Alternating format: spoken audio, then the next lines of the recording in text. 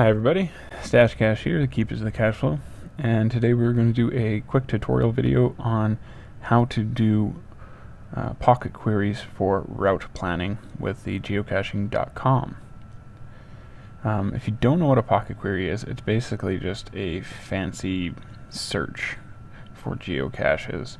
You can set these up to automatically research for a specific type or category, and difficulty terrains, all sorts of really cool features. And if you play around with these, they can be really helpful, filling in certain challenges, achieving certain personal goals that you set up for yourself.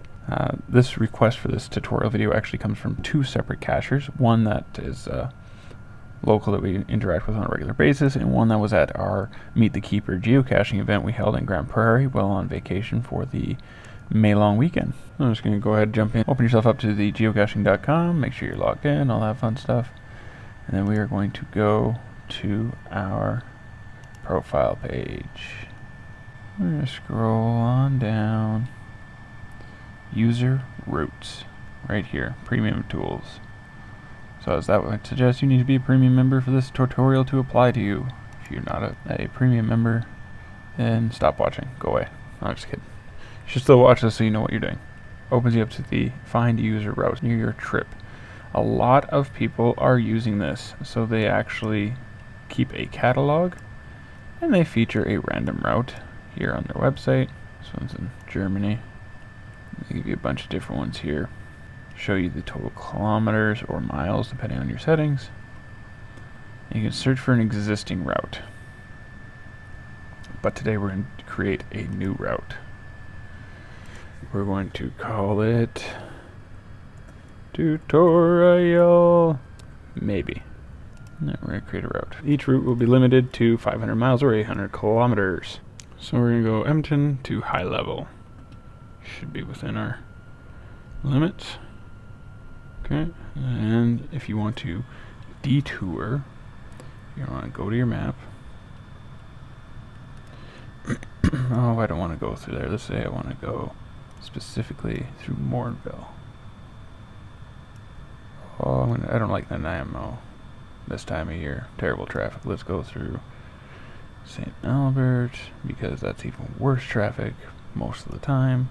No, we're gonna go to Bisbee. We don't want to go to Legal. Yeah, let's skip over Legal.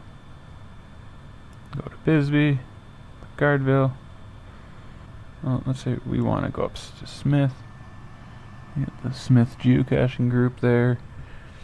Go hang out with them for the day, the time of year. We're better off going to Canuso. We want to go to Drift Pile and hit up North Country Fair, right? Everybody wants to go to North Country Fair. Alright, so we've tweaked our route a little bit. We're going to go save changes. Total distance 838.54 kilometers.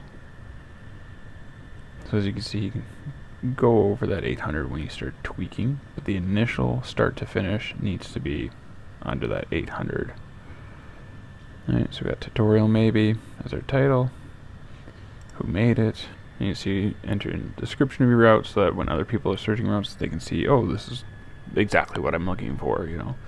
And keywords which will help with the searching of your route so that other people can see it, but you have the option of excluding it from the public directory so that other people don't know your life plans and can't figure out where you live based off of what you put in. Always good to think about your personal security when you are doing things online. So I'm going to go ahead and enter in some stats here. So as you can see, I entered in a description as well as keywords, separating your keywords by commas, so you can pair a double name, spacings for an expression. As long as they're in between the commas, they will count as a singular keyword.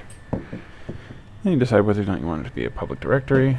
We're going to leave this one out of the public directory so that people aren't being driven crazy by me, as I've been doing a lot of these practice ones. And then you're just going to say save route, your created routes. And you may have seen at the bottom, but just under save, there was an option to create a pocket query right there on the creation page. But we're going to save it first, and then we're going to come over here, just in case. You never want to lose on things. Which you can change this. It doesn't have to be the same name as your route. Alright, so pocket queries. The bane of a newbie's existence. You're going to pick which days you want to run this.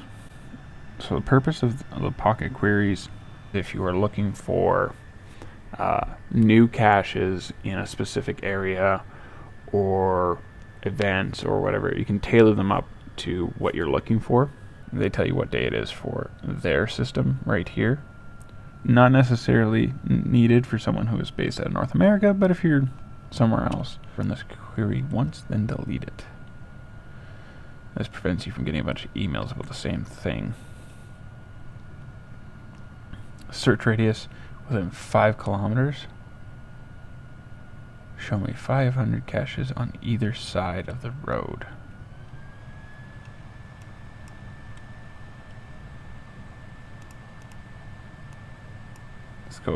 Let's go big. Let's go with 1,000 caches.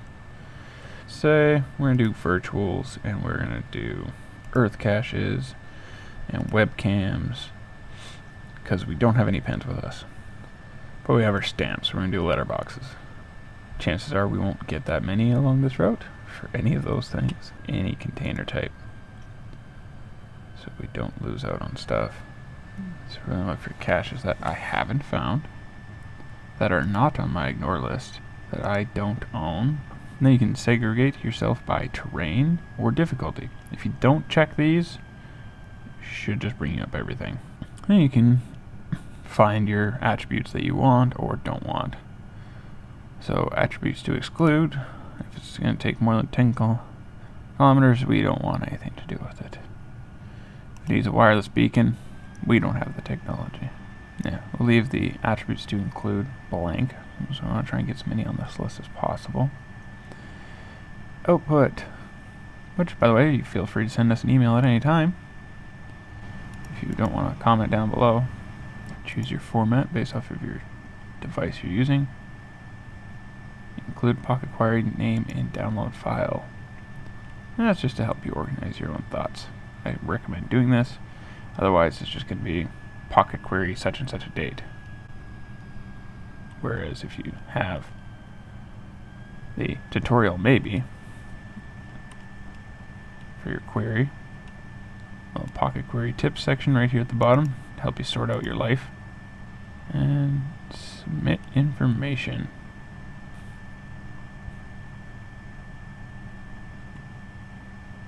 Alright, it brings you back to the same page, and at first you're like, what did I do wrong? You didn't. See this nice little green text right here. Whoa. Sorry, you can preview this search here. That's where you're going to click. First time I did a pocket query, I did not see that.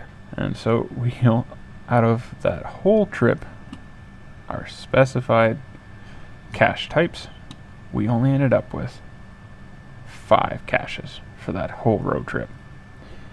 You're going to want to right click on this map location to open in a new tab or window, so you don't get locked out of this list in case you want to edit it by removing caches or whatever. It's quicker this way. If you open that up separately, then you still have access to this page. And that'll bring you up to the geocaching map. Ta-da!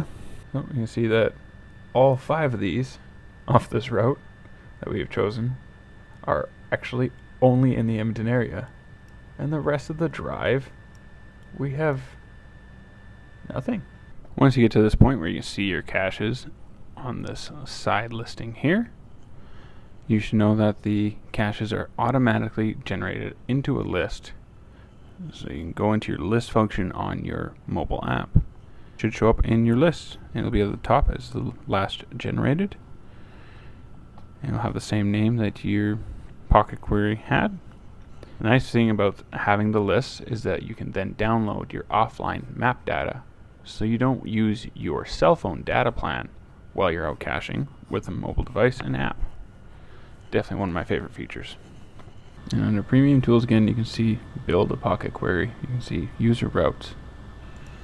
We can go there our created routes. And this one will still be here. Anytime we want to check on them, you can create a new query, the route, and see if any new caches popped up along that same trip. We're going to go back to our dashboard. Down to the bottom, we're going to go to Build Pocket Queries.